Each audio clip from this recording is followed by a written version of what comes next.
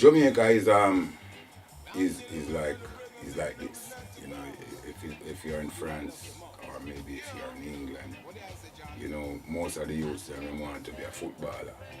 Well, when we are in Jamaica, every youth in my era wanted to be a DJ because when Uri came in 1970, you know, he took the whole place like stamp. I went to my bed one night, never hear nothing about Uri. And the next morning when I wake up, it was just peer Uri on the radio. You know, and King Stitch did that before in 1969 with a tune called Fire Corner. So listening to all these tunes on the radio, you know, like I said, Jamaica is inclined that way because it's like a classroom where you learn things, you learn so much in Jamaica, you know what I mean? And then we have people like Dennis Al Capone, Prince Jasbo, and I always wanted to be in this syndicate. So one morning in 1974, I was playing the Big Youth album called Screaming Target. And when I hear Jeh Youth, when I hear Lego Beast, I say, "Hear Jeh Youth!" And them say, "Heights!" The man inside the movie, Dirty Harry, and them say, "Heights, but watch ya, man. Wednesday gone, I man forward up a carry. And I man sight one of ya." Sure. That one ya rain can Dirty Harry, so me hear that, Jay. I was living in Waltham Garden near Verbena Avenue, and the 15 bus used to run out of my town. And I just get crazy the morning. I run out of my house and go around this. Down an art parade. And it was a man called Sachin. And I tell him, say, "I want to make a record." And he said, "What is your plan? How you plan?" "Well, I have no plan, but you know what I mean? Jeh Youth just lick my brains a morning there. You know? And the first guy I met was Winston Jarrett, T-Man. And he said to me, say, "It's me sing, girl I've got a date with her and this." And I said, "What?" And I said, "Yeah, me had the flames and way. And I said, "Boy, I want to come to this business here." And he said, "All right, go me camera got Tubby, me, him and Ori Sandy and Freddie Mackey." Because I wanted was to sing. Because I am a singer. I used to sing in the church, so it wasn't really a DJ, but when I hear Big Youth, and in that time it was very difficult to get into the studio to do vocals, because that time you have to have a band, you have to take the whole band in the studio. People used to, when you sing, the musician will play your melodies that you're singing and they build the rhythm. You never time like now where people go up and just hear a rhythm and go up on it. It wasn't like that. So one Saturday in 1976. Now before that, when Gregory Isaac, the Love Is Overdue, I went to the producer, Jeh Jeh, and told him I wanted to make a version of this rhythm. Took me into the studio. Well, Prince Jasbo was the big DJ at the time. And Jasbo was in the studio, so you know I get stage fright because the big superstar Prince Jasbo in the studio, me as a little man, you know what I mean? I couldn't DJ the tune of the and Jasbo. I said, "Boy, you I saw it go still, you know." And thing, and a Jasbo end up voice the tune. And I went back home and I started to say to myself, "What's wrong? Look at the chance you get today. And you spill that." So one man had to wait 2 more years. And then one Saturday when I went up to Joe Gibbs. And Dylan Java tune called Ragnar Paisa. And Joe Gibbs wanted me to put the voice a tune called Garbandizer. And that's how we did it. And my first tune came out in 1976, produced by Joe Gibbs. Yeah. And then from there, went to Harry Moody, Spanish Town. Make some tracks for Harry Moody. And one morning, Enos McLeod called me and you see Iri over the road and say, "Iri, that Cam go set him up, you know." Iri say, "Yeah man, Cam go on, man, a good boy, man." And Cam run a Treasure Isle studio. This time, it was a lady called Sona Pattinger. She take over the studio from Joe Craig. And then we do some tune with Brent Dow, the Paragons, and you know what I mean? Things start from there. And this was 1978. And then I found the musical ambassador, who is Trevor Elliott. And then we did a song called, he did a song called Backbiter with General Plow. And on that same rhythm, I went and do a tune called All Kind of People Come and Dance, Bangwilla. #1 in Jamaica, musical ambassador. And the thing start going until Jeh Jeh get involved in the music now. And my friend who is Chester give Jeh Jeh the cut off a Lone Ranger Barnabas Garden rhythm. But it's my conversation, the original. So Chester give me a cut off of that rhythm and I make a song called Top Ranking for my production. So I start to produce my own little song now. What label? Popular Demand. That was my label. And then, you know, it go on and go on till Derek Harriott came. And even before that, I can't forget Phil Pratt. Because I did some great tunes with Phil Pratt. Some of them, to be honest, I don't even remember because when I hear some songs or when I hear songs that I do with Al Campbell, I don't even remember all those songs. They just released a song with me and Ken Booth. And I never knew that. I never remember all those tunes. So we have to say glory be to the internet who the technology can't hide, it's there. And the history cannot hide, you know what I mean? And the internet just bring all these things forward because this is how I get to start to hear back songs that I did back then. Where I didn't even know that I did those songs. You know what I mean? Mm-hmm. So then when we came to England, the whole thing changed. You know, I met a guy called Sidney Crooks. He used to be in the Pioneer. He had a tune called Long Shot Big Bucket. I looked at him one day and said to me, say, Cotton, it's me have the #1 rhythm now where I mash up the street. Frankie Paul have a tune Pioneer should be. And I want a version from you. And so boom, I go through to the same night, Easy Street. And the tune say, should be in with them, me say, yeah, should be in with them. Should be in with them, me say, should be in with them. In a should be in last Sunday night, at the first thing of my life, never know at first sight. Jukes near the bar and the psychedelic lights, like a fat brown girl, she not red, black and white. Yeah, me know my mind, I forget 39. #1, England, 1986. Produced by Sidney Crooks. So one morning, I went over to Arzen, because this is where Jetstar used to be, on Arzen High Street. And I saw John from Dub Vendor. He came in, he was coming down the stairs and I was coming up. And he said, Miss, I say, when you look at one tune on the label, you know, sir? And I said, yeah, man, we never time you ready, man. He said, all right, come give me a check up at the shop. Up at the shop, them time the Admiral Bailey have a tune and put on and mash up the place. And John looked back the said with him, with the A-class. And the band was the A-class band. And I did a song called Don't Touch the Style, which was #1 for 12 weeks in England, Jamaica, America. You know what I mean? But, you know, those are the history of the thing from Jamaica to England. Because when I leave Jamaica in 1985, I would say that I was #1 with a song called Worship Jah. I get that rhythm from Jeh Jeh. It was the Michigan and the Smiley Diseases rhythm. And when we did that song, when I left Jamaica, that song was #4 in the charts. But in reality, the songs that stopped that song from goes to #1 was some foreign songs, like We Are the World, and Careless Whisper, and One More Night. So, okay. Mostly it was #1.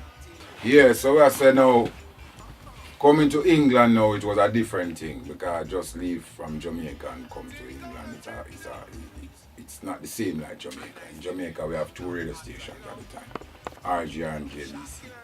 So coming to England now, it's a more bigger environment. The environment is more bigger. The country is bigger, you know what I mean, than Jamaica. So we have to start all over again. So the first sound system that I played was a sound called Jamaica. in England. And then you have sound like Unity and Fine Style and Fatman and Sir Coxton and Saxon and all of them sound there, you know what I mean? Come right up where. It was a London community more? Yeah, that was in London, you know. And at the time, you know, the music wasn't like now, records was really selling, you know what I mean? So, you know, when you go out on a Friday night, in all of the showbiz, well, as a matter of fact, in England we used to keep dance right through the week. Monday, Tuesday, Wednesday, Thursday, Friday, Saturday, Sunday. Right through the week, every night dance. You know what I mean? Because there was a place over there standing called 4 Yeses. Upstairs would be 4 Yeses, but downstairs we call it Either Way. And every night of the week dance.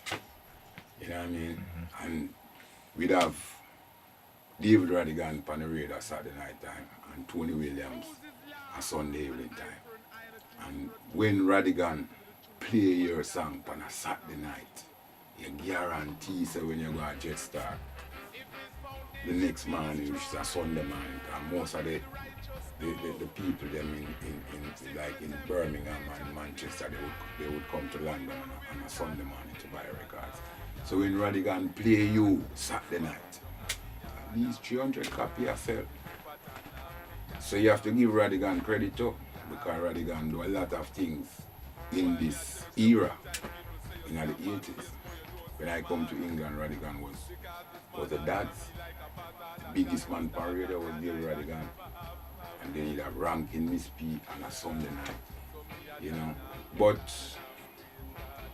I don't know, when the Pirates came, the whole thing changed, you know. Maybe the people was getting too much of the music, you know what I mean? Because if you have something that is scarce, you will care about it more than when you have it in abundance, you know what I mean? Mm-hmm. And when Radigan and Tony Williams was there, the music was scarce.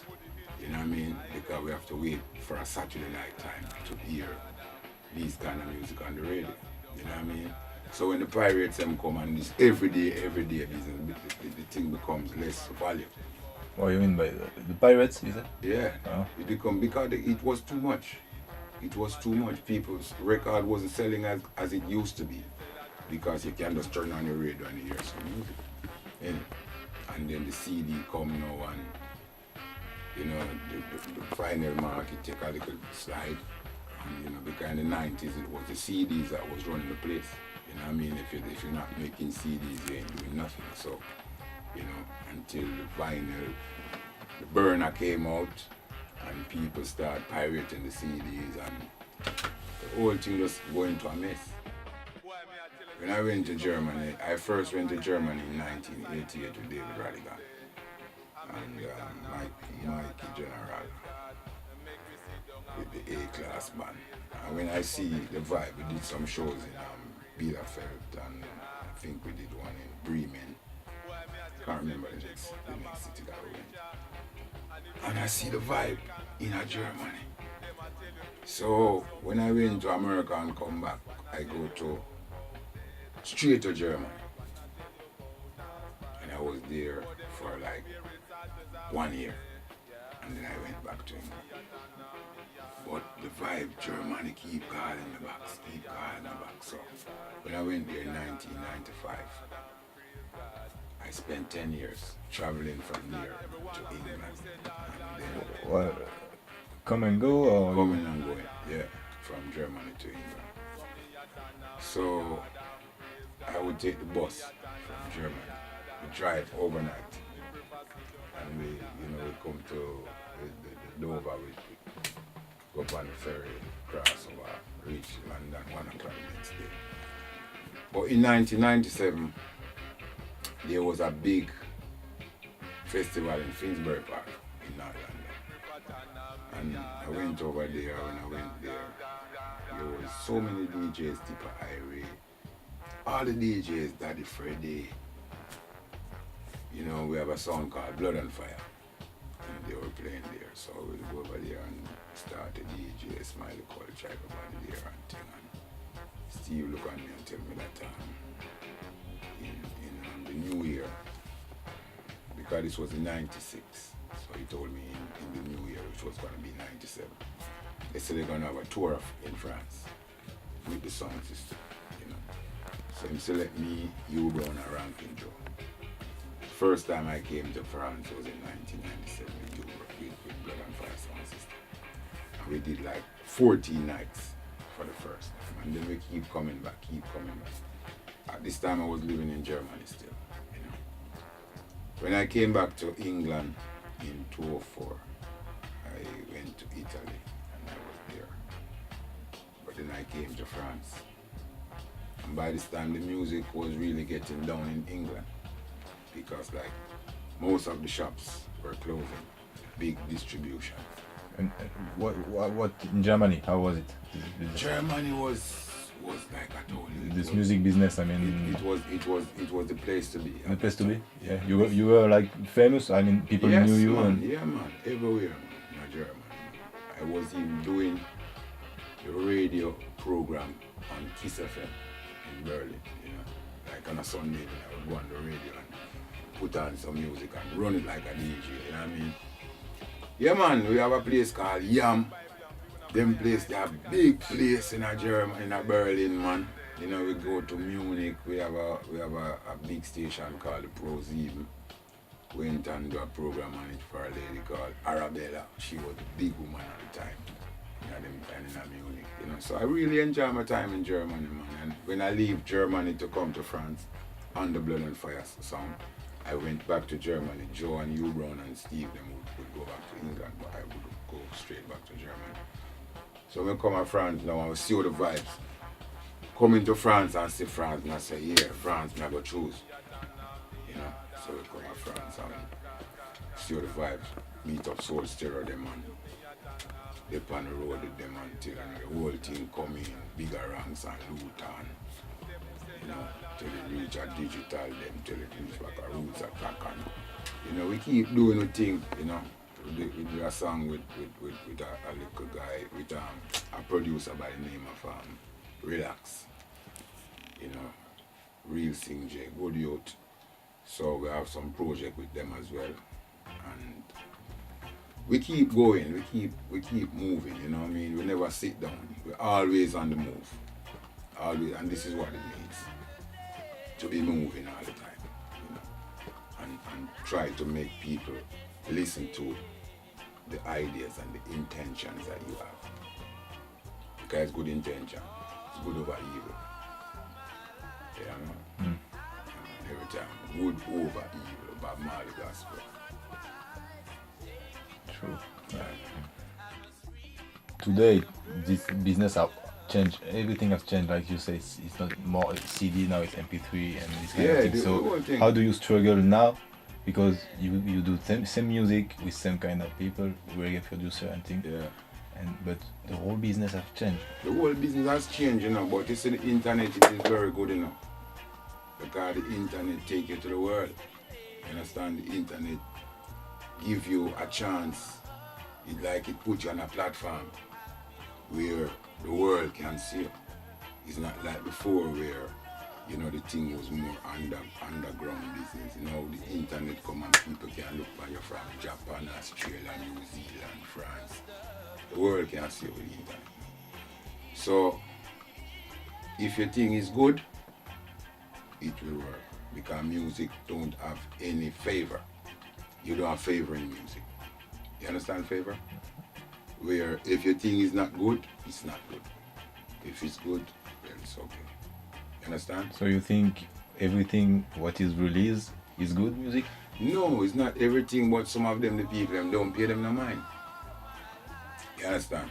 Because everything is not good, the people them won't pay no mind. People want to hear music that they want and music that they love. You know what I mean?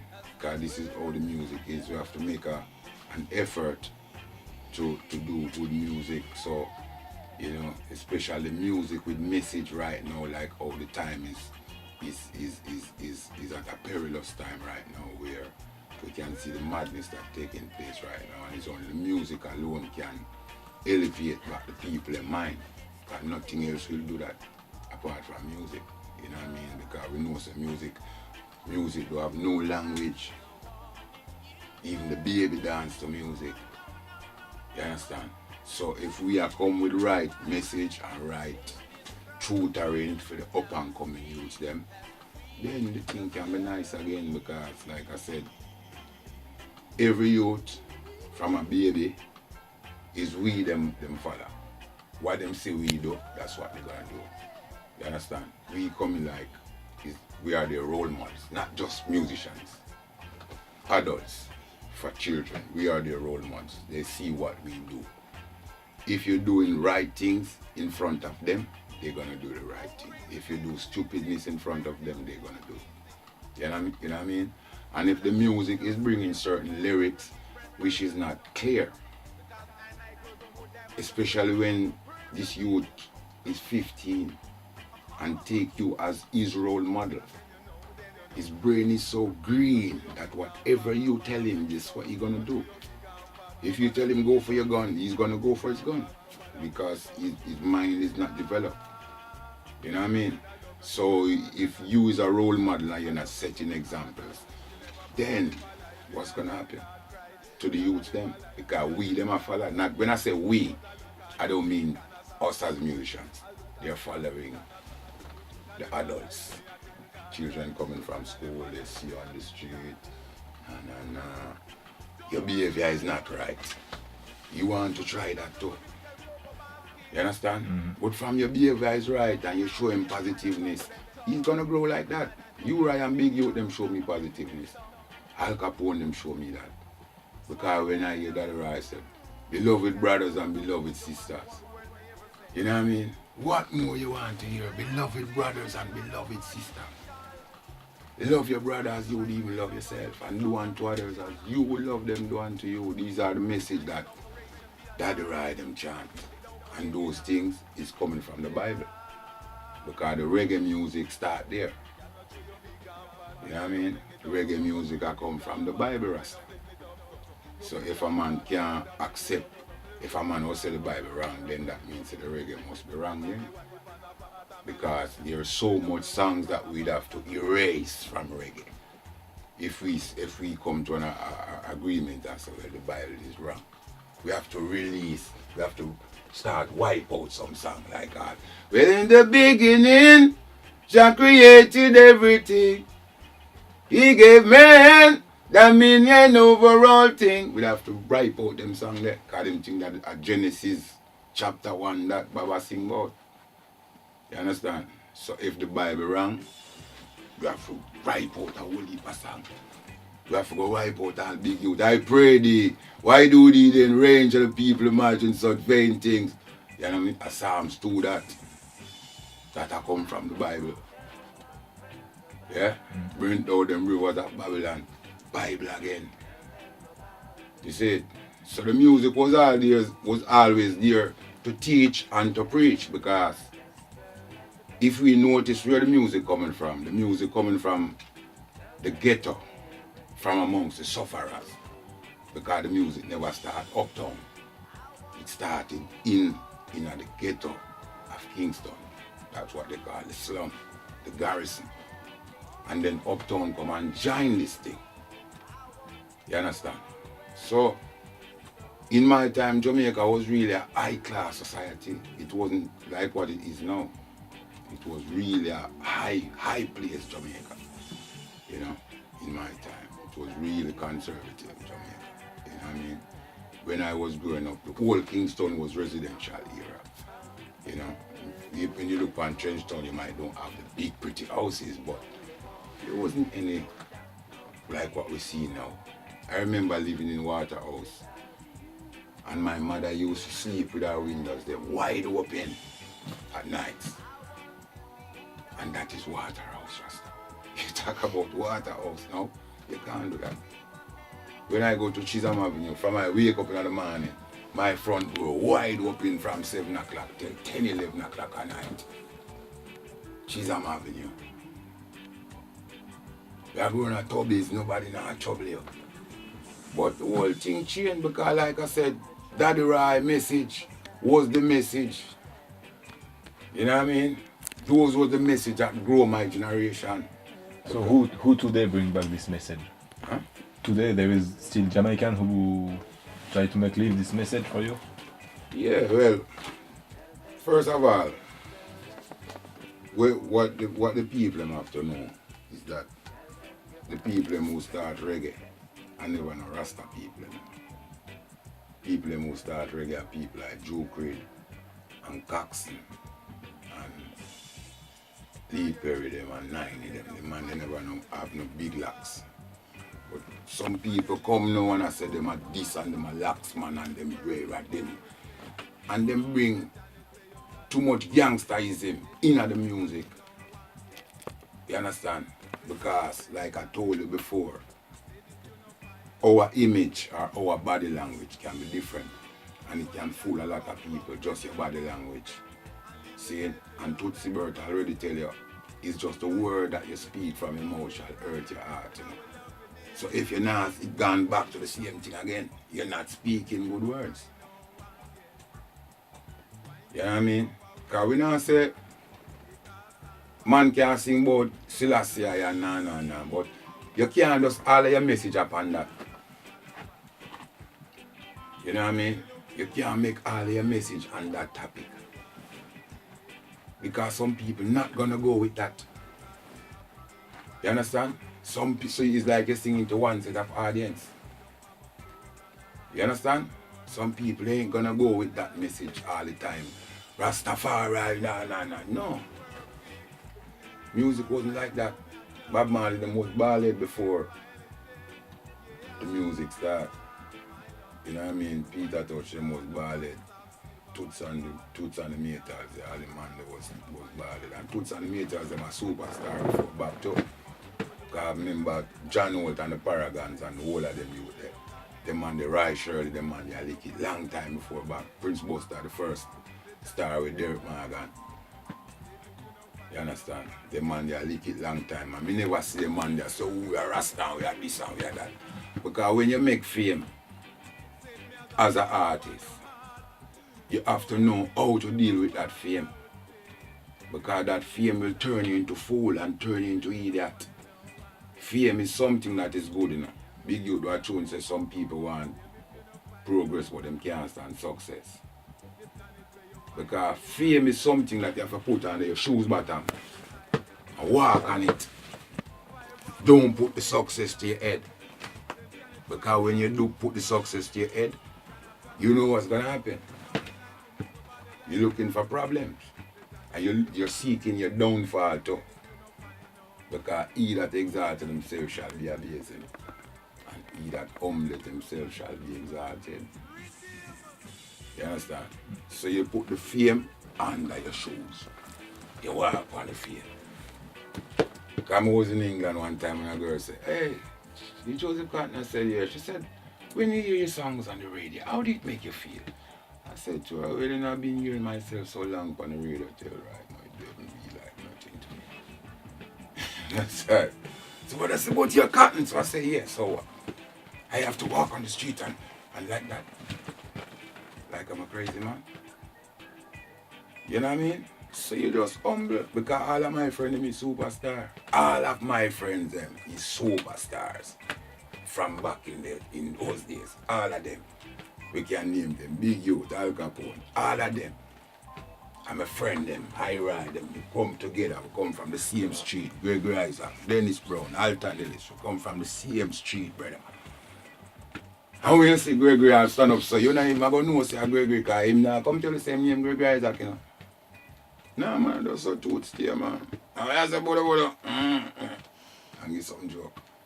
And you done. The man in now go walk and I tell you I mean him Gregory Isaac and you. Nah, relax, cool. Delroy Wilson, them youth, they was humble youth. Freddie Mackey, them youth, they was humble youth. I want the youth them know where the music to understand themselves. You understand? And know that the fame will not put you above the law. Or put you nowhere above the people them. So today you keep on why you keep on doing music today? So because we're talking about past. Yeah, well, the As I music said, can't. you keep on struggling every day on that. The music can't stop Uh-huh. because the message is there, and we have to bring over the message. Because when you're an artist, you know, try inspire you get the inspiration for write. Because when I go to studio one back in the days, I wouldn't write in no songs. So every time the tape starts and Coxon put on and Sadat put on the tape when I make a mistake and I stop.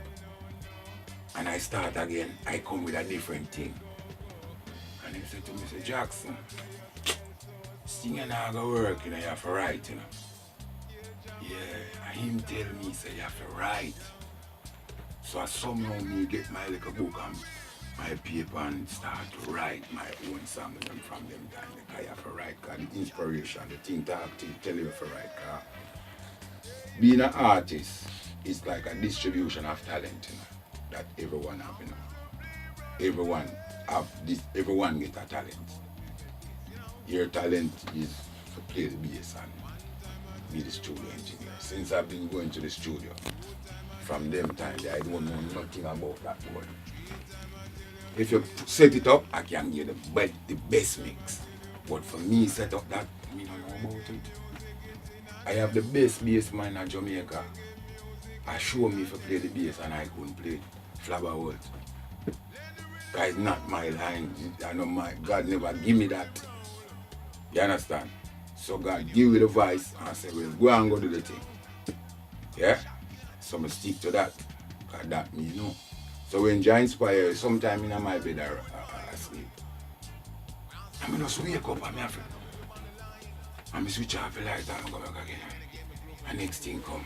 I say, Chuck. But when me check it out the line so bad, that me I say, you know, I better write it, you know, because tomorrow you could have forget it, you know. So you go write back that again. So if you have 3, 4, 5, 6 times to the night, you wake up and you write. And you put the things together, you arrange the song, and you put the song together, you know, so well, yeah. Because like I said, the message can't done, because the youths, them need it. And Bob Marley tell us, music alone shall teach them a lesson. And music alone shall live too. Because all things shall perish from under the sun. But music alone shall live.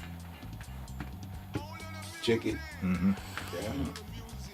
Nice. So, and what about Roots Attack and your collaboration with Roots Attack? Yeah, well, right now, Roots Attack, I do the foundation and the groundation work. Because when you listen to the productions that Roots Attack is doing, it's from the original thing. You understand? It's from the same foundation that was set in the 70s. The kind of groove and the music. It's a music with meaning. You understand? This music is a music with meaning because it's a music where we can relate to. It's not a music where I deal with violence and war and crime. It's a music where I search for love. Alright, now the world needs that. Because the world is looking for love. So the thing that Roots Attack is doing is what people looking for right now. Where people can find the hope that they're looking for. In other words, Roots Attack is saying, be an optimist, don't be a pessimist. We have the music here to uplift you. This is the kind of groove and the sound of the music that Roots Attack is doing right now. When the people them hear it, I don't have to tell them, they will recognize it. Oh no. Yeah, you have some work to come with Roots Attack to announce or yeah, man. something? Then we have a mad 6-track album coming now, man. A mad 6-track album come. Right now we have so much tune on it that I don't even know if to title the album. To be quite honest, you know what I mean. We don't even know what to call it because every tune is a winner. So I don't even know what to call the album. Maybe we have to go listen again. But you know, there's one featuring with Hi-Fi on it, and there's one with Sister John. You know, so I ain't gonna give you too much tips or even to say anything, but you know, we want to bring it in as a surprise, like a surprise guest to the audience or to the people who will hear it. You know what I mean? I would say give many thanks for this interview. It was very nice. You don't know Maxta Fari, because you don't know if you say Maxta Fari, like we say Rastafari, because you don't know, it's like everything is blessed and everything is everything, and we know so well the strength and the power. It's through the glory of the Almighty, And without the music, there wouldn't be no me. Boom. Boom, boom. Yeah, really interesting. Yeah, that's pretty interesting. I used to hear you week after week. Yeah. It's always, man. even if sometimes I hear something I always hear from you, Yeah. it's always interesting. Yeah, man. And so positive.